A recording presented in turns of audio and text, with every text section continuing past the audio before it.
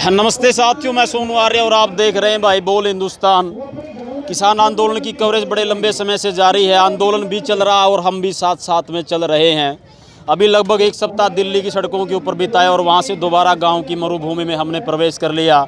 आज हम उपस्थित हैं खटखट टोल प्लाजा के ऊपर। खटखट मेरा अपना गाँव भी है, ये भी मैं आपको बता देता हूँ।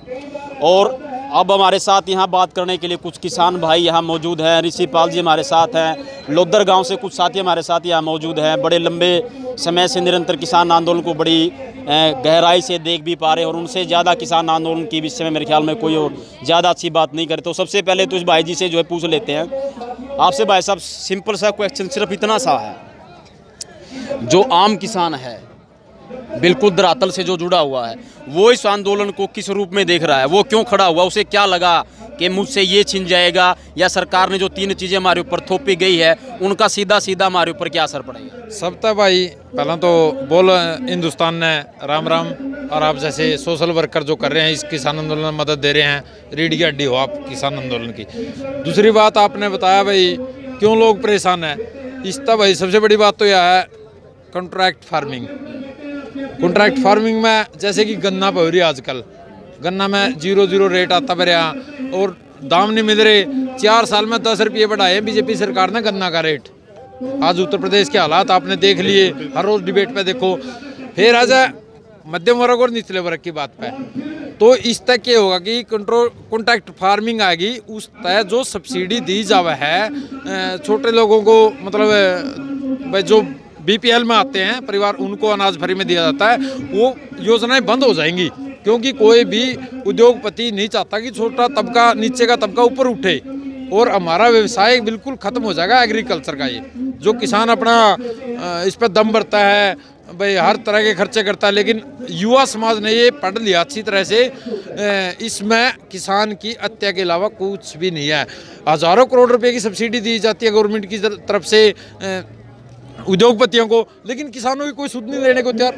10,000, 15,000, 20,000 रुपये डिफॉल्टर हो जाता है तो बैंक से किसान को आज ही उसमें नोटिस थमाए जाते हैं, जमीन कुड़क की बात आ जाती है। लेकिन ये कानून लागू हो गए तो फिर तो सीधा सीधा डेथ वारंट है भाई ये। और साथी यहाँ मौजूद है, कुछ युवा साथी हमारे साथ मौजूद है। और मैंने एक बात नोटिस की है, मैंने बात ये नोटिस की है कि युवाओं को जो है बोलना नहीं आता।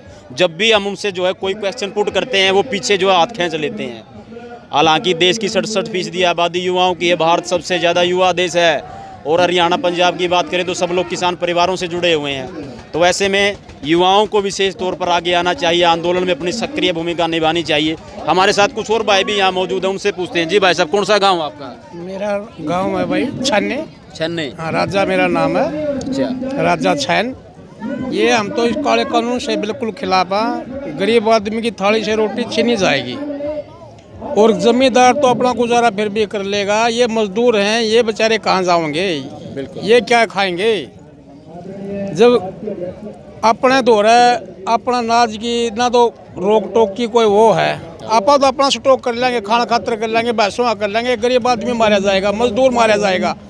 मजदूर और किसान हम दोनों का इकट्ठा होकर इस लड़ाई को लड़ो और मजबूत करो। बिल्कुल, धन्यवाद भाई साहब। अच्छा, और भाई भी हमारे साथ यहाँ मौजूद, उनसे भी पूछेंगे। हाँ जी, आप कहाँ से आए हो? कब्बरसे से भाई। कब्बरसे से है। आपने क्या लग रहा है आंदोलन में, किस तरफ जा रहे हैं आंदोलन?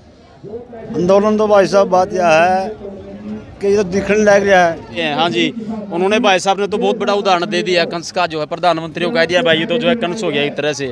आपने क्या लग रहा है, जो कॉरपोरेट जगत आज जो है खड़ा हुआ है, अगर जो है खेती के सेक्टर की बात करें तो पूरे विश्व में भारत एक ऐसा देश है जिसमें सबसे बड़ा नियोक्ता है। सबसे ज़्यादा पैसा यदि बात करें तो खेती सेक्टर में सबसे ज़्यादा फसलों का उत्पादन, रिकॉर्ड उत्पादन किसान करते हैं। ऐसे में गिद्ध दृष्टि कॉरपोरेट जगत की किसानों के खेतों के ऊपर, ज़मीन के ऊपर है। आपको क्या लगता है? मैं उधर था जी, राजकुमार मेरा नाम है। खेती छोड़ दी, खेती नहीं करते, इतना कानून रद्द नहीं होंगे।